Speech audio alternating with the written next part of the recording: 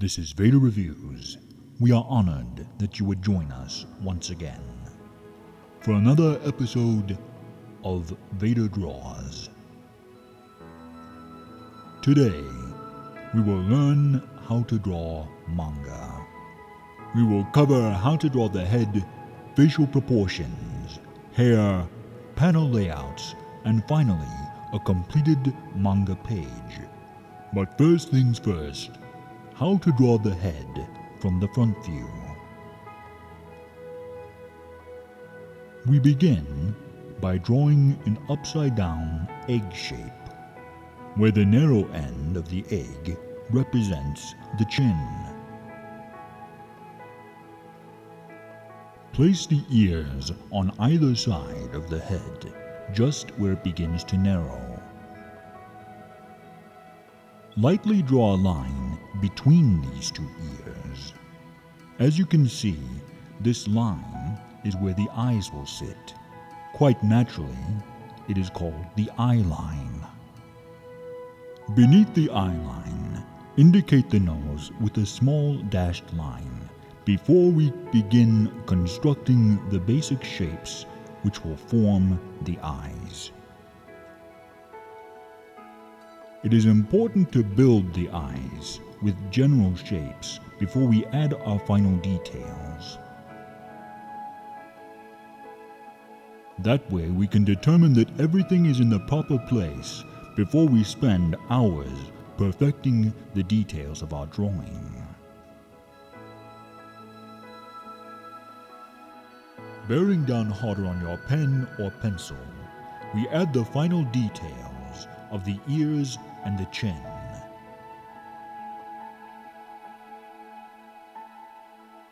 Now, we add the reflections in the eye.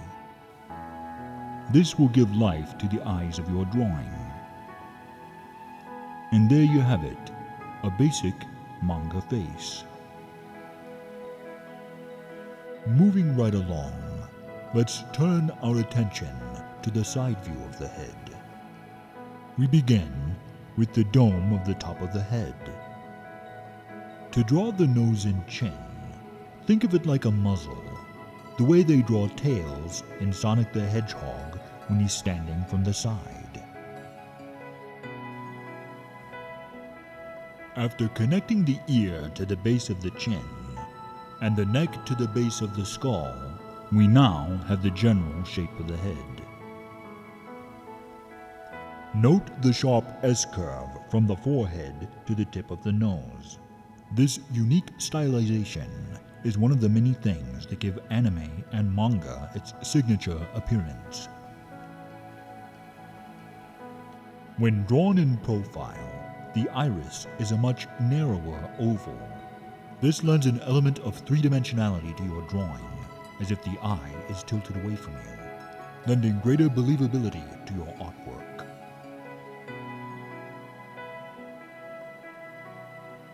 If you'll notice, the features of the mouth are not drawn with hard connected lines. There are breaks in these lines which give a more soft, delicate nature to the features.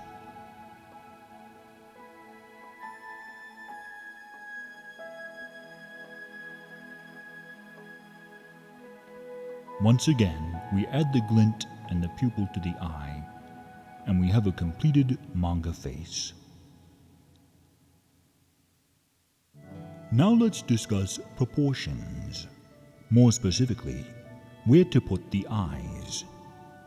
I have drawn 4 rough facial templates here, and I will discuss 4 methods that you can try to measure where you need to place your eyes. The first method is more technical in nature, dividing the face by drawing lines from the top and bottom of the ear. Then, we divide each half of the face in half once again. To find the proper placement for your eyes, draw them inside the boundary of your ear lines. Your measuring lines on either side of your central line will fall in the middle of your eyes.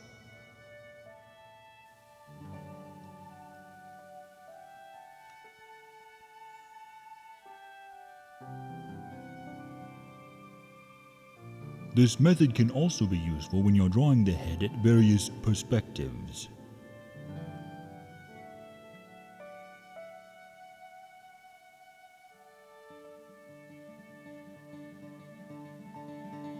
The next method is the oval method. Begin by drawing a small oval at the bridge of the nose.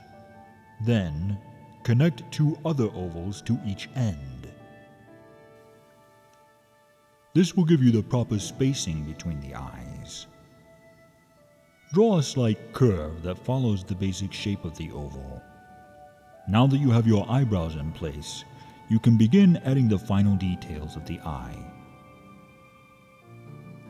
Manga is unique among most art forms because they draw the eyelashes of male and female characters alike. However, you can see this is most likely a female character, as the irises for female characters tend to be larger than their male counterparts. Just something to keep in mind when you're designing your characters. Next, we will discuss the mask method. We've all seen Batman and Robin, or The Incredibles, so to place your eyes, begin by drawing a basic superhero mask shape. This will help to break up the larger volumes of the head so you can understand where the eyes need to be placed more easily. Now that we know where the eyebrows need to set because of the size of the mask, finding the proper placement for each eye is quite simple indeed.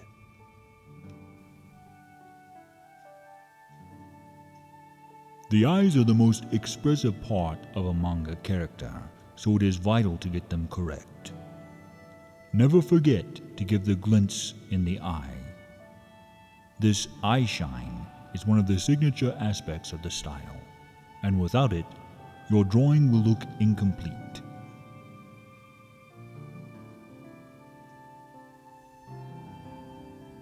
The last method is the V method.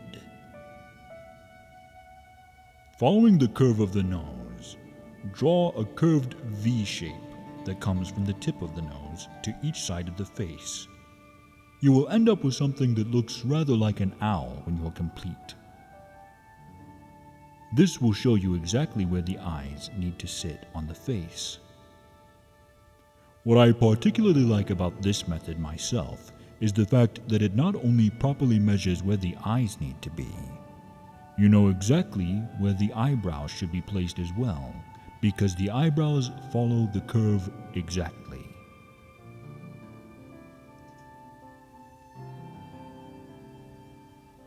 Try each of these methods out yourself if you're having difficulty placing features properly on your character's face. And remember, there is no one right way to do it. So be sure to experiment and find the method that works best for you. The important thing is to never give up and keep trying. We will now discuss the differences between the hair of a male and female character. Beginning with the male, we will use what I call the banana method for drawing his hair. Begin by drawing a small arc just above his head. Create an X that's on the base of his skull. This is where his hair grows from. Now, imagine a bunch of bananas growing from that X out of his head. As silly as this sounds, as you can see, by utilizing this method, we can quickly fill in the volumes of his hair.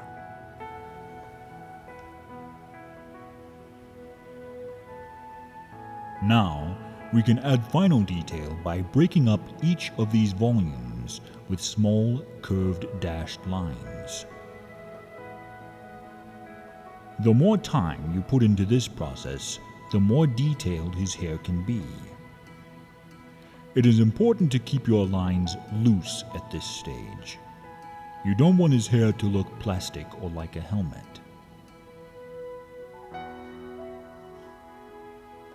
The time and effort you put into this will determine the detail of your drawing.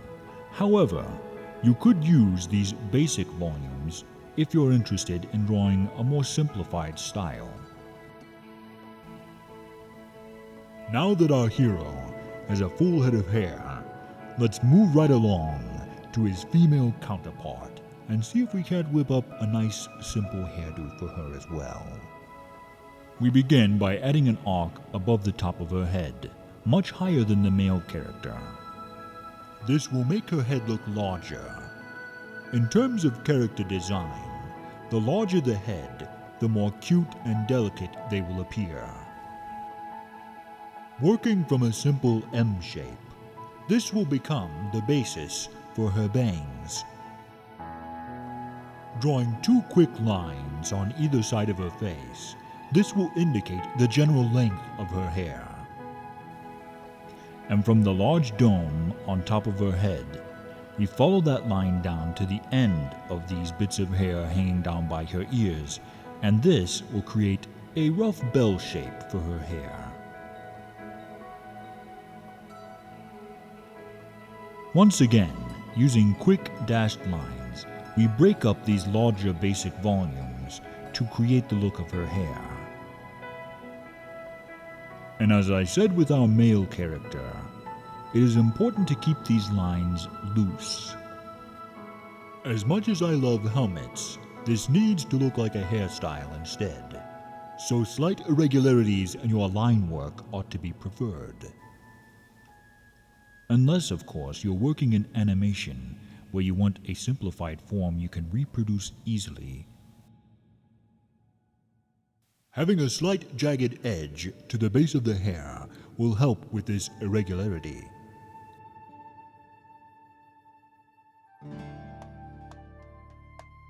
It is important to remember, when drawing manga, or any art form for that matter, you don't need top-of-the-line tools. To demonstrate this, I'm using standard spiral notebook paper, a ruler you could buy at the dollar store, Sharpies to fill in the large areas of shadow, a blue ballpoint pen for my sketching, and a black ballpoint pen for inking. Rather than ink over pencil lines, I'm going to use the light box I got when I was 11 years old to trace my sketches on printer paper for my final drawing. When I decided to make this video, I quickly realized I was going to need characters to draw, so I approached it like an RPG and designed a group of adventurers, including a young swordsman, a lore master, and their cute little tanuki sidekick, named Tanuki. And finally, a monster hunter. He's basically the Batman or Shadow the Hedgehog of the group, the grumpy tough guy that practically never speaks. No fantasy RPG is complete without a creepy monster to fight at the end of a level. I took heavy inspiration from the Legend of Zelda series to create this bizarre character, whose name in German translates to Devil's Hand. The most difficult part of drawing manga for newcomers and veterans alike are the complex and unique panel layouts. While difficult to master, I will try to break it down as simply as I can. First, we break down our page into 9 panels. You can use less than 9 if you desire, but never more, as that will tend to confuse and overwhelm your readers. The reveal of the monster in the final panel is where everything on this page leads, so it's important to remember every panel must tell a story. We begin our layout with Gabrielle, our lore master, leading our group of adventurers through ancient catacombs. Rather than draw the borders of panel 2 straight up and down as usual, I have drawn them on an angle to give a feeling of unease as Rex, our swordsman, is beginning to have misgivings about their adventure. Directly beneath Rex, in panels 3 and 4, we have reactions from Tanuki and Grimgale, our monster hunter. These two have angled panel borders to show their distress. However, they are facing in the opposite direction for visual interest. Here, Tanuki's tail fluffs out like a cat as he senses danger. I know for this panel, I wanted to do something with Grimgale, our monster hunter. Directly beneath it, I decided to do a long, thin panel of everyone's reaction to seeing the monster for the first time. We have Gabrielle, Tanuki, our monster hunter Grimgale. He's smaller so I can draw more of his armor and also so there's depth to the composition. And finally we have Rex and his fairy companion. Now that we have reached the final panel, we come to the initial image that inspired me to draw this page in the first place. The reveal of the giant monster, Tuful's Hand, Guardian of the Tomb, Keeper of the Threshold, Taker of Souls. Think of this like a cutscene from a video game when you enter the arena to fight the final boss for the first time. To give a sense of scale, I'm indicating the size of our heroes in relation to the monster, so you can tell he is dangerous. The importance of these small thumbnails is to ensure that your layouts and design compositions are clear and interesting, even when they are small. If they are legible at this scale, once they are full size, your artwork will not only be interesting, it will be understandable. Once my breakdown is complete, I refine the layout a bit further in this sloppy template before moving on to the final page. And no, I don't draw as fast as Mr. Data from Star Trek. I wish I did, because I'd be turning out comics like crazy. As I drew this page, I listened to some anime theme songs for inspiration. Since I don't own the rights to any of those, let's just listen to an anime-style song I wrote a few years back.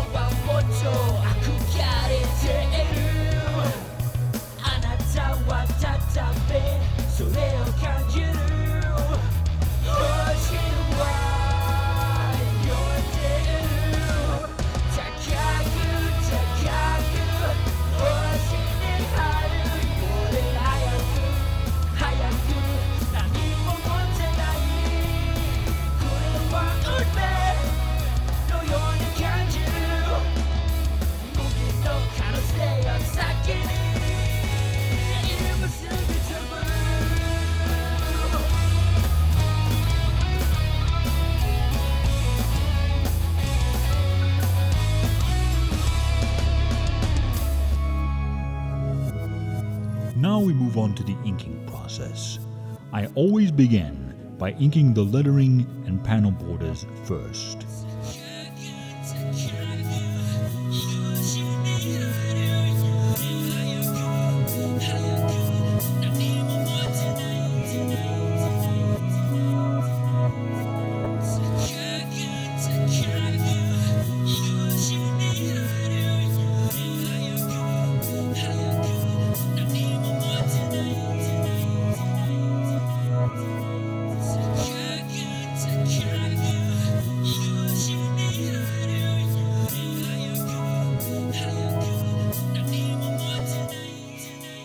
I would like to take a moment to recognize Captain Matthew Nicholson and I'm Just Happy to Be a Stormtrooper Adam Jordan for their generosity last weekend.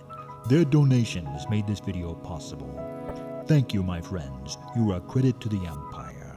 If you would like to support what we're doing here, donate to our PayPal today so we can continue to bring you weekly videos.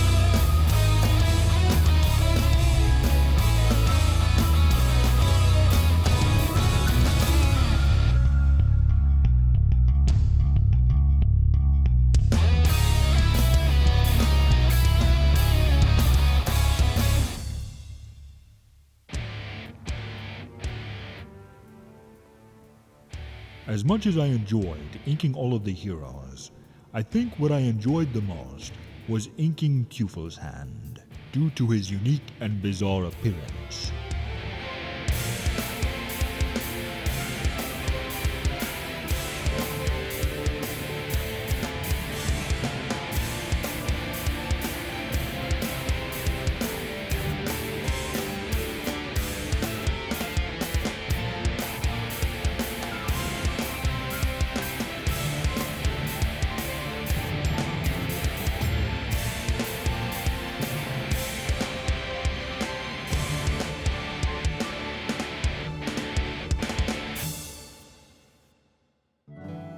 And there you have it.